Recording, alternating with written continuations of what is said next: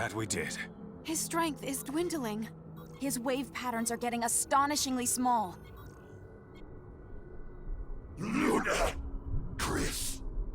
Kronos is destined to crumble! Should I perish here? Brawn alone can't win all wars. Likewise, my fascist assailant. I'll be observing your lot from on high. Repudiation to you. Honor to Kronos!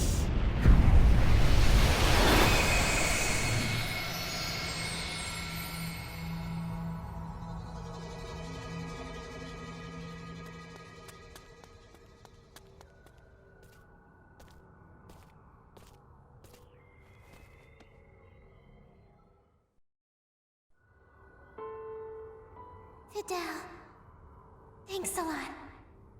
I didn't back down at all. I did all I could. Me and Relia. Yeah. You prevailed. Promise you will. Look after my baby sister?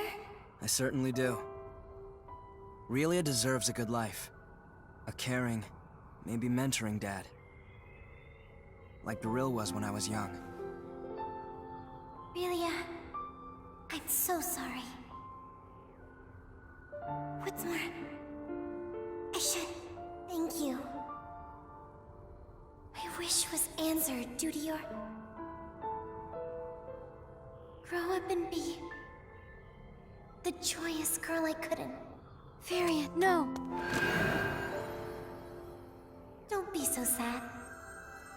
Since I'll be with you in your heart.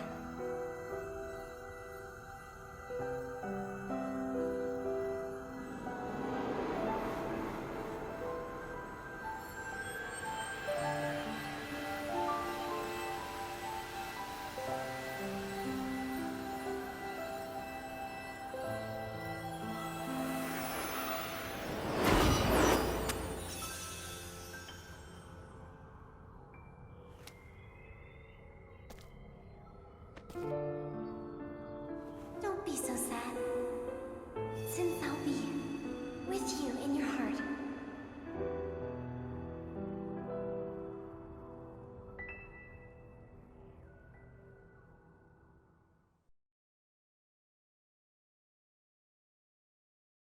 Captain's log.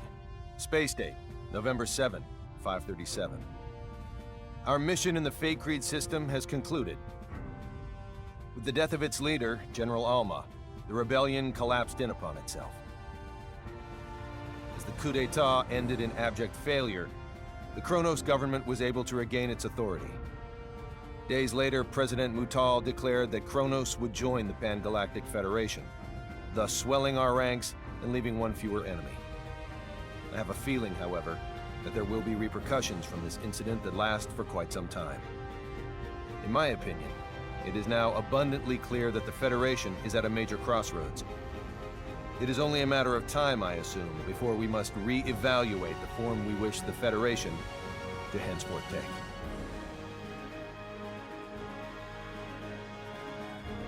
Kronos was officially inducted into the Pan-Galactic Federation, and while the Kronos incident that engendered the Alliance was certainly noteworthy, it was not the only seminal event of Space Date 537. The year also became known for various progressive reforms, which would serve as defining points of Federation policy for years to come.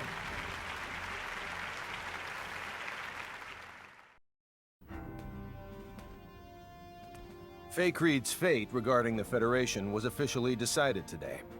Because the planet is not sufficiently civilized, it will not be recognized as a legitimate member of the Federation. As we influenced the planet to a great extent, though, it was designated a protectorate. I plan to ask Command to appoint Victor the Inspector General of Faithlessness.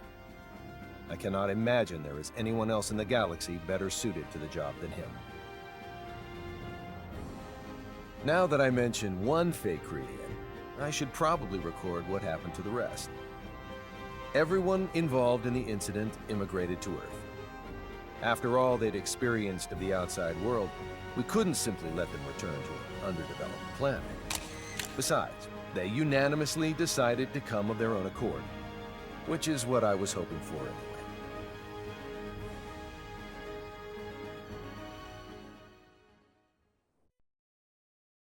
Miki's currently studying her heart out to become a science officer. According to Anne, she's got a real knack for this sort of thing. Already understanding the basics of symbology doesn't hurt either. If there's anything that holds her back, though, it's reading and writing. You can't be too hard on her, as she didn't grow up with the Terran syllabary, but she still has a long road ahead of her.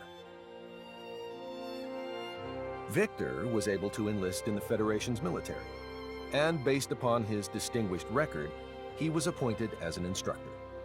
Considering he's a citizen of an underdeveloped planet, this is a historic accomplishment for him. Personally, I'd like to see Command put him in charge of overseeing his home planet, but the decision ultimately rests with him. Thanks in part to an endorsement from Dr. Krupp, Fiore was accepted as a researcher in the newly built Symbological Genetics Laboratory on Moonbase. I say accepted, but the whole facility was basically established for her sake. Her knowledge surpasses even our own scientists in some areas, so I assume they're more than happy to take advantage of her genius. There's no way they won't make at least a few breakthroughs with her working on their team. All is quiet on the Anne front, as she continues to work as a science officer aboard the Charles D. Gold. Her looks are what sealed the deal for me when hiring her, but I'll be damned if she isn't one capable science officer. Once I'm finally given my new assignment, I won't hesitate to bring her along. As for me, the myriad and valiant deeds I performed in quelling the Kronos Rebellion earned me a promotion. Nothing's official yet, but word around the water cooler is that I'll become an admiral. To think, me, with my own fleet. What's more, the ship they'll assign me won't be any ordinary one. It'll supposedly be equipped with some rather snazzy technology, of an experimental and gravitic warp kind. I guess this goes to show, you can't make an omelet without breaking a few rules.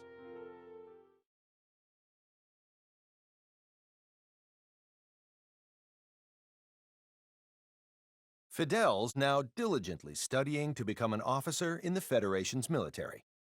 Truth be told, we'd already accepted him as a foot soldier, but he says he won't settle for anything less than being a crewman on a battleship. Now, I'm not one to balk at lending my friends a hand, but this is a battle he needs to fight on his own. Prove that I was right to believe in you and get your butt up here, Fidel.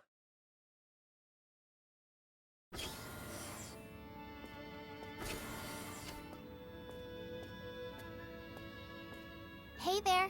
Your snack's ready. Excellent. Either when this is done. You'll burn out studying like that. Miki, you barely try at all. I bet you'll never transcend Emerson or Anne like that. What about just being your wife? What did you say? Nothing. Nothing important. I said we should both try our hardest. Yeah, let's. Great. Finished. I'll take that snack now.